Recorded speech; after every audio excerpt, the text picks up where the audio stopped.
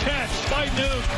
Josh Allen rolling to his right. Looks, fires. Touchdown. Stephon Diggs somehow brought it in. This is Buffalo Bills football. Airing it out, middle of the field. He's got Kirk. Touchdown. An 80-yard strike. Boy, it doesn't get much better than that.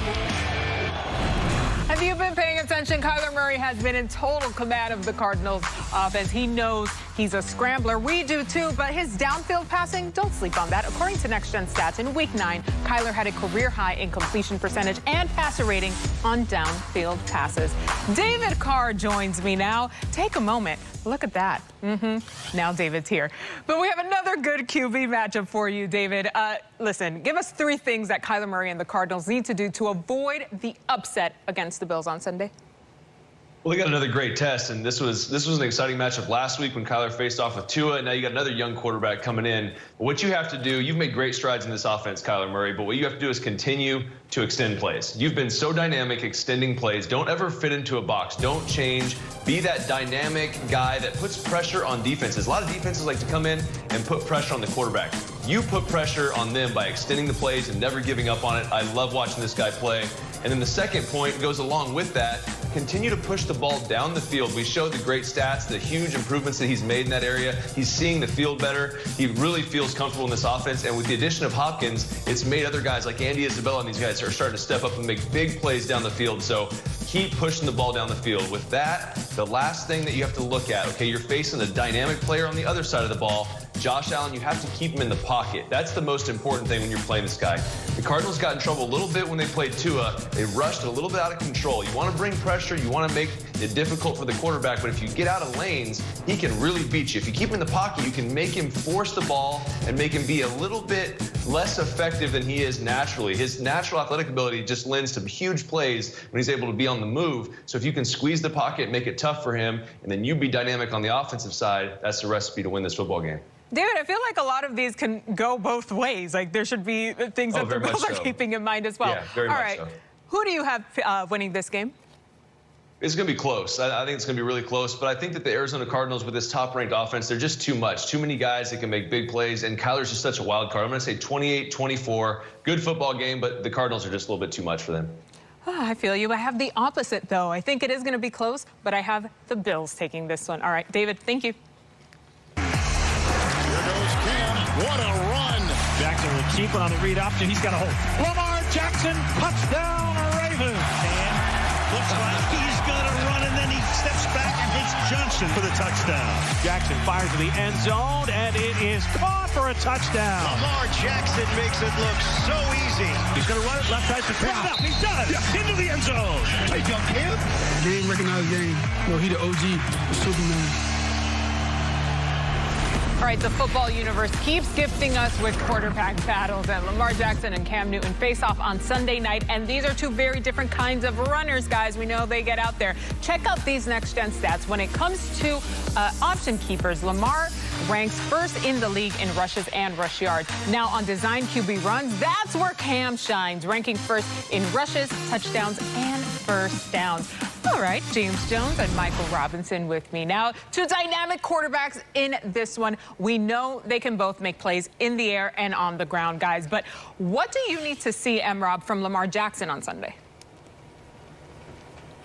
Yeah, it's kind of to the point of what David said in the last segment. He talked about when you defend dynamic quarterbacks, keeping them in the pocket and forcing them to make tight window throws. And I need to see the second half Lamar Jackson, not the first half Lamar Jackson. The first half Lamar Jackson only threw the ball for 37 yards last week against the Colts. You look at right here, the Colts drop back.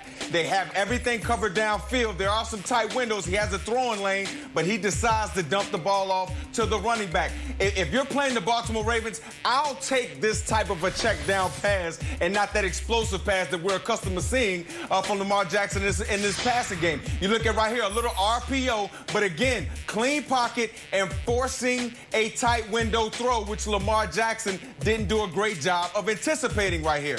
But then again, when you look at this play right here, you have two tight ends at the top. They're gonna be screaming down the seams. Lamar Jackson does a great job of looking the safety off.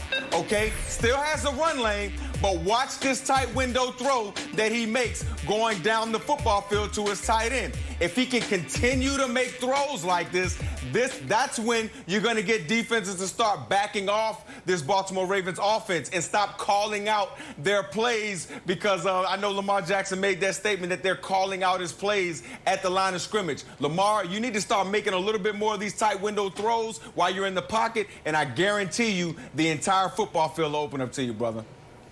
Yeah, the accuracy on that last one was like a laser there. But, James, on the other side of the Patriots need to get it together. They need to get it right. So what do they need to do to win this game? You're 100% right, MJ. They have to get it together. And like Imrob, hey, they probably calling the Patriots plays out too, because the Patriots is predictable as well. It is all Cam Newton, running the football with Cam Newton. They have to find ways to get explosive plays. Cam Newton is not going to break off no 80-yard run, 50-yard run, and they continue to have these plays in the playbook. And I know why they have them in there, because there is no explosive weapons on the outside. But Bill Belichick, Josh McDaniels, great coaches, they need to find ways to get some playmakers the ball. They have to throw the ball down the field. They have not been able to get any explosive gains down the field. So this receiver core, I know it's not a lot of big-name guys over there, but I don't care if it's movement. I don't care if it's bunch formations. I don't care what you have to do, but you have to find ways to scheme and get some of these guys open to make some plays down the field, or they don't have any chance at winning this ball game, because Cam Newton is not going to do it with his legs. And Mike Robb, he might not last if they keep running him like this. And that's what I'm saying, James. You can't continue to run Cam Newton. We've seen in Cam Newton's past that all of those design quarterback runs eventually take an effect on him, on his passing and getting the ball downfield to those playmakers that you talk about. I mean, let's just be honest. There's not many playmakers on the outside for the New England Patriots. So what do they do? And I think that Cam just needs to get better in the intermediate passes and, again, stop all the quarterback runs, because at the end of the day, that may be your only offense, but, bro, we want to see you make it through the entire season. Oh, all right, let's get to the real, guys. Let's pick this game. And, Rob, who you got? I have the Baltimore Ravens 30-21. I think that it's just too much Lamar Jackson, too much of that speed option that they run, too much of that ground game. And I think Cam Newton struggles in the passing game, and I think he struggles dealing with the blitz of Wink Martindale and that Ravens defense. I'm with you, Imrob. I got to go Baltimore Ravens, man. The New England Patriots are just too one-dimensional going up against a very good football team, especially on the defensive side of the ball. And I kind of got it big, 35-17 Baltimore. I have Baltimore as well. I have them winning 32-14. Bill Belichick the final. team. Oh, ouch. All right, guys, thank you. Moving along to some more difficult news today. The NFL family is mourning the loss of Green Bay Packers and Pro Football Hall of Fame running back Paul Hornung. Nicknamed the Golden Boy because of his blonde hair, Hornung spent his entire professional football career with the Packers, where he won 4 NFL championships and was named to the NFL's All-Decade Team of the